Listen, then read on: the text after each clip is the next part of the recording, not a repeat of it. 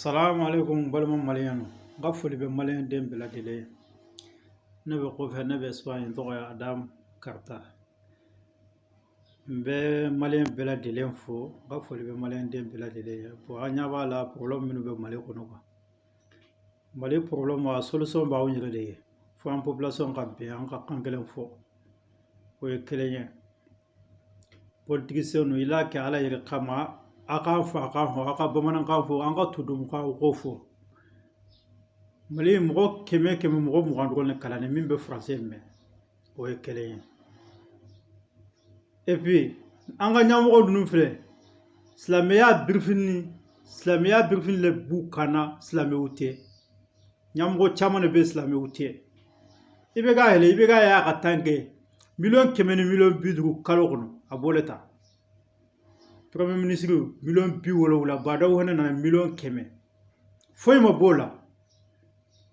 l'école maître bɛɛ ka souffrir l'écoledenw tɛ ka kalan ka ɲa olu ka sara man ca e ni Ala tɛ ma o jamana bɛ se ka hɛrɛ sɔrɔ mɔgɔw minnu bɛ aw kalan minnu bɛ dɔnniya d'aw ma olu tɛ sara ɲɛnama sɔrɔ polisiw tɛ sara ɲɛnama sɔrɔ ni polisiw ma namara kɛ u bɛ mun de kɛ o ye kelen ye maliyɛnw an ka silamɛya kɛlen mana san su don cogo ka ɲa ani Mali kanu b'an dusukun na u tɛ kelen ye mais pour que anw ka diinɛ ɲɛmɔgɔw tɛ se ka tiɲɛ fɔ jamana in kɔnɔ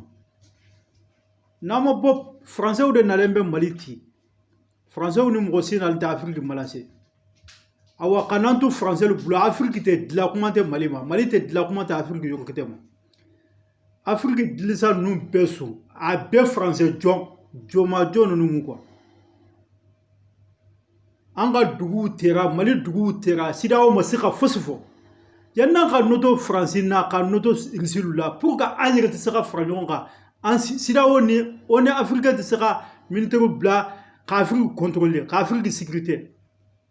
mun de bɛ Afrique sɔrɔsiw la ni africains tɛ se k'i tigɛ di ɲɔgɔn ma ni rebelles bila yɔrɔ min kan n'an ka yen kun ma bon mais africain ninnu min de tubabuw tɛ ka tubabuw b'an kɛ jɔn de kɛ an bɛ tubabuw bolo jɔnya de la koyi parce que an ka ɲɛmɔgɔ an ka sɔrɔsiw donc an ka sɔrɔsiya bɛ mun de ye farafin sɔrɔsi tɛ se ka na tubabu la ko k'i bɛna tubabuw libérer o tɛ se ka kɛ o n'a ma ɲa ko CEDEAO ni o ni africain bɛɛ tunya de ye ko CEDEAO k'u ye tunya de ye mais pour que CEDEAO t'a fɔ ko français ka bɔ n'a trottoir kan n'an k'a contrôler quoi mais mun de kosɔn an ka Afrique sɔrɔsiw tɛ se k'i jɔ u la français de olu de bɛ taga an bolo la tubabuw de bɛ taga an bolo la ni tubabuw ma ye an ka ko kɔni na tɛ ɲa an ma kɛ jɔn ye wa Mali n'a ma ɲa ko Mali min silamɛ jamana le tɛ yen Bamakɔ ma hali kɛ Bamakɔ yɔrɔ si tɛ yen k'i b'a fɔ alhamdulilayi ko yen tɛgɛ hali Bamakɔ mairie ba ka kan ka bɔ yen o bɔ tɛ kaso la olu tɛ taga o cogonan kunna faama ma la intérêt le ye Mali assemblée han de assemblée yɛrɛ ye intérêt le ye quoi u ka intérêt population ka intérêt de dɛ an ka assemblée yɛrɛ kɔnɔ u tagalen bɛ ɲɔgɔn dala de tubabukan jaren fɔ ne ye population tɛ min mɛn ka n'an ka jamana o bɛɛ sunya k'a tala u ni ɲɔgɔn tɛ olu de bɛ taga k'i jɔ tuguni k'u ye silamɛw ye o de kosɔn duwawu fɛn fɛn bɛ ka kɛ Mali la a si tɛ ka minɛ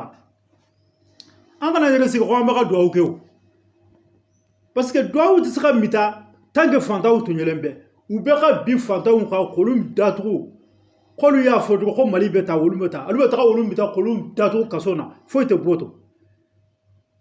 mais i bɛ ka taa na k'e waa taa terrain peinture kita nana ko terrain bɛna bila Kayi ni Bamakɔ tɛ o wari dɔ bɛ taa olu ma se k'o bɛ taa k'o datugu dɔ ko k'a bɛna entreprise yɛrɛ Bamakɔ Bugoyi tɛ su la wa olu ma se ka Bugoyi bɛ taa k'a datugu han mais olu bɛ taga bi fantan kolokolo ko k'olu tɛ gujali kɛ dɛ olu tɛ dɔgɔyali kɛ dɛ ka tɔgɔ olu bɛ taa k'olu datugu kaso la walayi fantan n'a hakɛ le man ka Mali halaki parce que tunya tɛ ka fɔ quoi olu bɛ bi fantan ninnu kan k'ala dugukolo bɛ taa olu na a ka d'a ye sugu min i tɛ se ka foyi b'a la Mali yɛrɛ tribunal man ɲi bi a man ɲi sini parce que kiiri tɛ Mali la fantan ka kiiri tɛ d'a ma ju tɛ di fantan ni faama mana kɛlɛ ju tɛ di fantan ma ko jamana ka bɔ nɔgɔtɔ mɔgɔ bɛ 230 ka se 240 ma Mali kɔnɔ i man kan ka bɔ Mali da k'i bɛ taa tunga na ko ka taa wari ɲini na français ou naluno africain que jonti ibena français bara fimba fefene be en africain de ba beke français du on la ka ku ka ke en africain de ba ke français floru ka son ka jaun de ba ke suja hana be kallo français on de ba aligama bela jigi ni mo min bi jogo français be afrique fait c'est l'intérêt de France français be ka intérêt le défend quoi faut malé on ko de famia nan ka ɲɔgɔn sun bila n'an ka ɲɔgɔn bolo muta an ka président hɛnɛ sata hɛnɛ banna bɛɛ furakɛla ko fɛlɛ dɔgɔtɔrɔso ɲuman tɛ mali la silan tɛ mali la kuran tɛ yen ji tɛ yen mɛ n'an mana lo dugukɔnɔ min silamɛ ten o duwawu bɛ se ka dusuku ɲuman kɔ ka mita maliyɛn e cɛ maliyɛn an ka hinɛ ɲɔgɔn na sa an ka kɛ an yɛrɛ fɛ ala ma mɔgɔ si da k'a fɔ ko mɔgɔ ka kɛ mɔgɔ ye tonti kuwa an ka intérêt défend kuwa hali mali la ni wuli tɛ carte mina k'u nɔ kan carte mina dogo bamanan ka tu domo kana alba ki kada wor min be bo carte mina no ala han bala kila balo na ya so an faso de nyumo ye faso puis aussi malin de be tracer wono ka passeport so mandi carte de so mandi carte mina so mandi am be tla ka jo misri ko ba mo ko hale misri na allah akbar nugol muslimiya be ka hodana la angana ta kake o ga gele